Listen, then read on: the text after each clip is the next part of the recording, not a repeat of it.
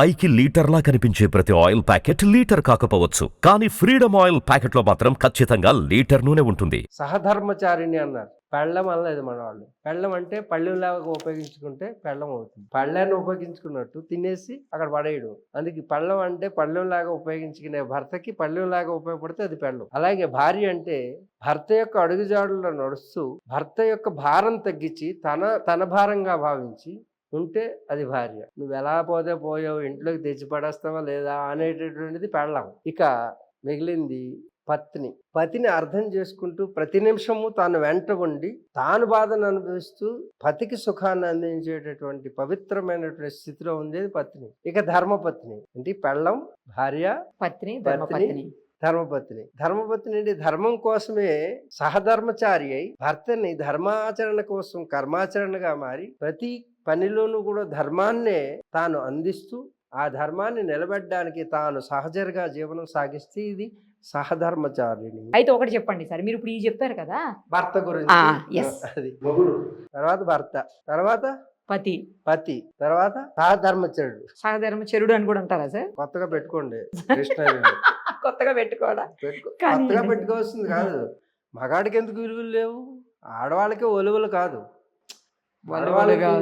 ఒలువులు కాదు. మగవాడికి కూడా విలువలే. ఇప్పుడు ఆడవాళ్లే ఒలువులు వదిలేస్తుంటే ఇక విలువలు ఎక్కడుంటాయి? ఎంత ప్రాసతో చెప్తున్నారు. ప్రాస కాదు, ఆ పదాలను అక్కడ పెట్టి భాషను అందించినటువంటి భాష శిరస్సు ఉంచి నమస్కరించాలి. ఇది ప్రాస కాదు. భాషలో పక్కనే ఉంటాయి. పాప దాన్ని సున్నా చేరిస్తే పాపం. ఎక్కడుంది పాపం?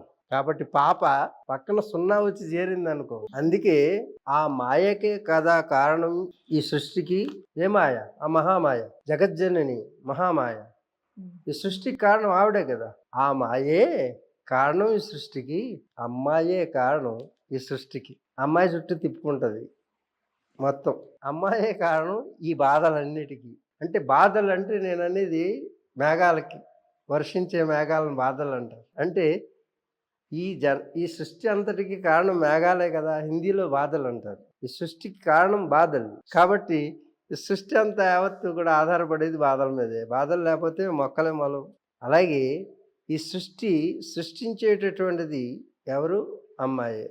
ఈ బాధలన్నిటికీ కారణం అమ్మాయి చుట్టూ తిరగడం వల్లనే. అమ్మాయి చుట్టూ తిరగట్లేదు ప్రపంచం. దేని చుట్టూ తిరుగుతుంది? ఇంటికి వెళ్ళి భార్యతోటి హాజరు వేయించుకోవాల్సిందే. ఎవరైనా సరే, అది మినిస్టర్ అవనివ్వండి, లేకపోతే రాజు అవనివ్వండి, చక్రవర్తి అవనివ్వండి, దేని చుట్టూ తిరుగుతున్నాడు? హోల్ వరల్డ్ అంతా కూడా, ప్రపంచం అంతా కూడా దేని చుట్టూ తిరుగుతుందంటే అమ్మాయి చుట్టూనే. ఏమిటంటే ఆ మాయ. కాబట్టి ఆ మాయే కదా, అమ్మాయే కదా.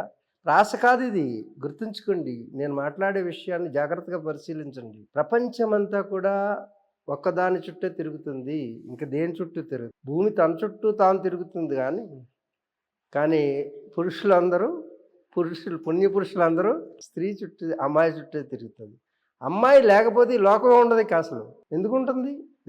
There is no opposite gender. అందుకే అమ్మాయే అన్నిటికీ కారణం. ఆ మాయే ఈ సృష్టికి కారణం. అమ్మాయేగా ఈ సృష్టికి కారణం. ఆ మాయ అమ్మయేగా ఈ సృష్టికి కారణం. ఇంతకు ముందు అమ్మాయి అంటే బ్లేమ్ చేశాను అనుకున్నాను. ఇప్పుడు అమ్మగా స్థానాన్ని ఇచ్చాను. ఇప్పుడు నన్ను అప్రిషియేట్ చేయాలి కదా. ఖచ్చితంగా మీరు చేయాలి కదా. ఆడవాళ్ళందరూ చేయండి. మీరు నాకు ఆన్సర్ చెప్పలేదు. చెప్తున్నా. మొగుడు, భర్త, పతి, తర్వాత సహధర్మచరుడు. మొగుడు అంటే ఏం లేదు, మగతనాన్ని మాత్రమే చూపిస్తాడు. శారీరక మగతనాన్ని, మిగతా పనులన్నీ దాన్నే చూసుకోమంటాడు.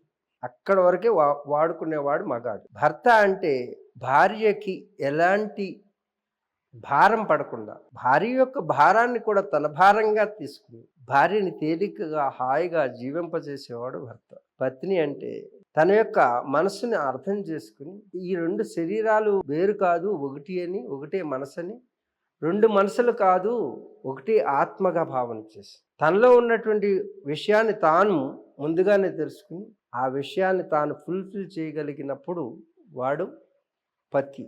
ఏ గతి కూడా తనకి దుర్గతి కాకుండా ప్రతి దుర్గతిని సుగతిగా మార్చేటటువంటి వాడే పతి. ఇక మిగిలింది సహధర్మచరుడు. భార్య అంటే కేవలం భోగ వస్తువు కాదు, యోగ వస్తువని. భార్య యొక్క మర్మాంగం అంటే యోనిస్థానాన్ని, అయోనిజ గా మార్చుకుని, అంటే అగ్నికుండం కింద మార్చుకుని, హోమకుండం కింద మార్చుకుని, ఆ హోమకుండంలో కామం అనేటటువంటి సహజంగా ఏర్పాటు చేసి, అంటే కృత్రిమంగా కాదు, వాడి గుణగణాలకి మెచ్చుకుని తన శరీరం తెలియకుండానే యజ్ఞవేదికగా మారిపోయి లోపల ఫైర్ అనేటటువంటి హోమం అగ్ని తనంతటి రగలాలి. ఆ కామం అనేటువంటి అగ్నిని సహజంగా రగిలించి, అంటే మనకి అగ్గిపొలగేస్తారు, అగ్గిపొలగేస్తే మంట అంటారు, కానీ మంట బూడిద చేస్తుంది, కానీ అగ్ని ఫలితాన్ని ఇస్తుంది. హోమంలో అగ్నిని ప్రజ్వలింపచేయాలి, అలాగే మంట పెట్టకూడదు, అగ్గిపుల్ల గీయకూడదు. హోమం చేసేట అగ్గిపుల్లతోటి వెలిగిస్తే అది మంట దహనం చేస్తుంది, కానీ అగ్ని వరాలు ఇస్తుంది, ఎన్నో ఫలితాలను ఇస్తుంది. అందుకే హోమం చేసేవాళ్ళు సరైనటువంటి వాళ్ళైతే అరణి ఉత్తరారణి అని ఉంటుంది. అరణి అంటే ఒక చెక్క ఉంటుంది కింద, ఆ చెక్కకి ఒక బెజ్జం ఉంటుంది, ఆ బెజ్జం ఉన్న తర్వాత ఉత్తరారణి అంటే ఒక పొల్లు ఉంటుంది, ఇలాగా అది ఇలా అంటుంటారు అని అక్కడ చిన్న పత్తి దూది పెడతారు. ఈ రెండింటి మధ్యన, రెండు కర్రల మధ్యన, రెండు కట్టెల మధ్యన సహజంగా లోపల ఉత్పన్నమయ్యేటటువంటి ఒక కామము, ఇక్కడ రెండు సహజమైనటువంటి ప్రాకృతికమైనటువంటి సహజ సిద్ధమైనటువంటి రెండు చెక్కల మధ్యన రాపిడి జరుగుతుంది. కానీ అక్కడ కెమికల్ రియాక్షన్, అంటే రుద్దితే వచ్చినటువంటి యాక్షన్. ఒక స్త్రీ ఓ పురుషుడిని రుద్దితే వచ్చేటటువంటి యాక్షన్ ద్వారా పుట్టేటువంటి పిల్లలు దుస్సంతానం అవుతుంది. అది యజ్ఞ ఫలం కాదు. స్త్రీ నా యొక్క గుణగణాలను మెచ్చి తనకు తెలియకుండానే తనలో ఒక ప్రేమ భావం పొంగి, ఆ పొంగడం ద్వారా వచ్చేటువంటి ప్రేమతోటి ప్రేమ కలిసి ఒకటై ఆ ఆ అగ్నిలోంచి ప్రజ్వలింపజేసినటువంటి ఒక శక్తి ద్వారా ఈ యొక్క హవిస్సుని స్వీకరించేటువంటి యజ్ఞ వేదికగా, హోమ కుండంగా మారితే దాంట్లో పురుషుడు అందించేటటువంటి అవిస్సుగా తాను స్వీకరించి ఆ అవిస్సు యజ్ఞఫలమై సంతానం కలుగుతుంది. అదే రాముడు. మనం పుట్టాం, ఆయన పుట్టాడు, ఆయన పుట్టడంలో ఇలా పుట్టాడు. ఇది ఉపనిషత్తు వాక్యం. ఈ విధంగా స్త్రీ పురుషుల సంబంధం కలిగి ధర్మాచరణ కేవలం కాముక వస్తువు కాదు, శ్రీరాముక వస్తువు. రాముడికి జన్మనిచ్చేటటువంటిది స్త్రీ, అది యోనిస్థానం కాదు, నీకు జన్మనిచ్చే పుణ్యక్షేత్రం అనేటువంటి భావనతో స్త్రీని ముట్టుకునేటటువంటి పురుషుడు ఎవడైతే ఉన్నాడో ఆ పురుషుడే మహాపురుషుడు, అతడే సహధర్మచరుడు. పెళ్ళం ఎలా ఉంటుందో పళ్ళెం పట్టుకుని రెడీగా ఉంటుంది, నువ్వేం తెచ్చావని. మొగుడు ఎలా ఉంటాడంటే నువ్వు నాకేమిస్తావు, సాయంత్రం వేసరికి అంతే సంబంధం, తర్వాత వాడి పని వాడు చూసుకుంది. ఇలాంటి వాళ్ళు సమాజంలో ఉన్నారు. సంతానం ఎలాంటిది వస్తుంది? లోకం చెడిపోక ఏమవుతుంది? నేను చాలాసార్లు చెప్తున్నాను, లోకం చెడిపోతుంది అని చాలామంది వస్తారు. నేనంటాను చెడిపోతుంది అంటాను. చెడిపోతుంది అంతే. కాబట్టి చెడు ఎలాగా పోతుంది రాబోయే రోజుల్లో చూద్దరు, కానీ అంతా మనం ఏం చేయక్కర్లా. చెడు ఎప్పుడు కూడా నిర్మూలించడానికి ఎవరో రావక్కర్లా, ప్రకృతి వాళ్ళే కొట్టుకు చేస్తారు. రాబోయే వితిన్ షార్ట్ పీరియడ్లో 6 yearsలో మొత్తం అందరూ కూడా ఈ దేశ జనాభా కాదు ప్రపంచ జనాభా తగ్గిపోతారు. ఆల్రెడీ స్టార్ట్ అయిపోయింది. కెలామిటీస్ అన్ని. రేపు జపాన్లో మెగా ఎర్త్క్వేక్ వస్తుంది. ఎర్త్క్వేక్స్ చూసారు ఇప్పుడు వరకు మీరు? ఎర్త్క్వేక్ అంటే 7 దాటితే చాలా బిగ్ రిక్టర్ స్కేల్ మీద 10 దాటేస్తాయి. అందుకే భాగ్యనగరం అవుతుంది అని చెప్పారు. అంటే ఎంత ఎత్తైనా కట్టుకోండి మీరు బిల్డింగ్లు, చిన్న భుజం మార్చుకుంటే భూమాత బరువు ఎక్కువై మన భాగ్యాలంతా కూడా ఒక్క సెకండ్లో తేలిపోతాయి, లెక్కలన్నీ కూడా. నేను చెప్పిన ఇప్పటి వరకు ఇంటర్వ్యూలు అన్నీ కూడా జరుగుతూ వచ్చినాయి, మీరు చూసుకోండి. కాస్త ఇంటర్వ్యూలు అన్నీ కూడా ఇది కూడా జరుగుతుంది. ఎందుకంటే ఇది నా వాక్ కాదు, హిమాలయ సిద్ధాశ్రమ వాక్, నాది మాత్రం కాదు. నేను ఒక మీడియం మాత్రం, ఈశ్వరం కాబట్టి జరుగుతుంది. తస్మా జాగ్రత్త. ఈ రోజు నుంచే నా చక్క సహధర్మచారులుగా ఉండండి, సహధర్మచారిణులుగా ఉండండి. ఈ మధ్య నాకు ఒక అసైన్మెంట్ అప్పచెప్పారు. నేను ఈ మధ్యన తెల్లవారులు మెలుగుగా ఉంటున్నాను. ఎందుకు స్వామి? నేను ఫేస్బుక్ చూస్తాను, మొక్క పుస్తకం నీగొట్టం 2 చూస్తుంటాను. యూట్యూబ్ తెలుగు మాట్లాడుతున్నాను నేను. నువ్వు యూట్యూబ్ అని ఆంగ్లంలో చెప్పావు కదా. యూట్యూబ్ వ్యూ అంటే నీవు, ట్యూబ్ అంటే గొట్టం, మొక్క పుస్తకం. దాంట్లో ముఖం కనపడేది చాలు, ఏ ముఖం కనపడుతుందో అర్థం కాదు. అన్ని ముఖాలు చూపిస్తారు, బహుముఖాలు చూపిస్తారు. అందుకే దానికి ముఖ పుస్తకం అని పెట్టారు. స్వామి మీరు డిజిటల్ ప్లాట్ఫామ్స్ కూడా అన్ని ఫాలో అవుతుంటారా? Only 1 month. అంతేనా? 1 month నుంచి నేను స్టడీ చేసి దాంట్లో భారతీయతగా మారింది. భారతీయత భారం పెంచుతుందా? పెంచుతుందా? అలాగే భారతీయులు వస్త్రాలను విడి చేస్తున్నారు. రాత్రిపూట నీకు అన్నీ కూడా అర్ధనగ్నంగానే మొత్తం అంతా ప్రపంచం అంతా కూడా చాలా మటుకు దాంట్లో కనపడుతుంది. ఎందుకు నిద్రపోవడం లేదు? ఈ మధ్య నా నిద్ర యోగా అని కొత్త కాన్సెప్ట్ తయారు చేస్తున్నాను. దానికోసం స్టడీ చేస్తున్నాను. ప్రపంచంలో నిద్రపోయింది. ప్రపంచం నిద్రపోవలసింది నిద్రపోయింది ప్రపంచం నుంచి. ఎవరు నిద్రపోవట్లే రాత్రులు. ఎందుకంటే నిద్ర పోయింది కాబట్టి. నిద్రపుచ్చేశారు. నిద్ర ఇంకా రాదు ఎవరికి. రేపు రాబోయే రోజుల్లో ఒక్కరు కూడా నిద్రపోకుండా స్ట్రెస్కి గురవుతున్నారు. దాన్ని స్ట్రెస్ రిలేటెడ్ వ్యాధులు, అనేక రకాల వ్యాధులు తెచ్చుకుంటున్నారు. ఎంత నిద్రపోవాలని ప్రయత్నించినా నిద్ర రావట్లేదు. వాటి కోసం అలవాట్లు చేసుకున్నారు. అలా వాటి చేసుకున్నారు. తెలుగు పదాల్లో ఎంత స్వీట్నెస్. అలా వాటు అలలా వచ్చి పోతే అది అలవాటు. కానీ అలవాటు వ్యసనం అవుతుంది. అలవాటుగా ఉంటే పర్వాలేదు.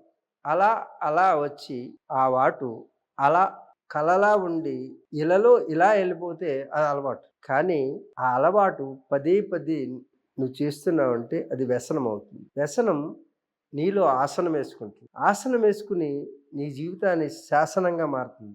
ఆ శాసనంతో నేను నాశనం చేస్తుంది. కాబట్టి వ్యసనాల జోలికి పోకండి. దీంట్లో రేపు రాబోయే రోజుల్లో మోటివేషన్ క్లాసెస్ అని మొత్తం దేశం అంతా జరగబోతున్నాయి.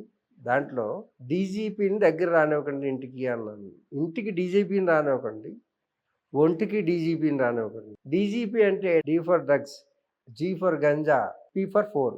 కాబట్టి డీజీపీ ఇంటికి రాకూడదు, అదే డీజీపీ ఒంటికి రాకూడదు. ఈ రెండు చూసుకోవాల్సింది యువత. భవిత మీదే. ప్రపంచ డిఎన్ఏల్లో భారత డిఎన్ఏ సగర్వంగా చెప్పుకోవచ్చు. మీలో ఆధ్యాత్మిక జ్ఞానం ఉంది.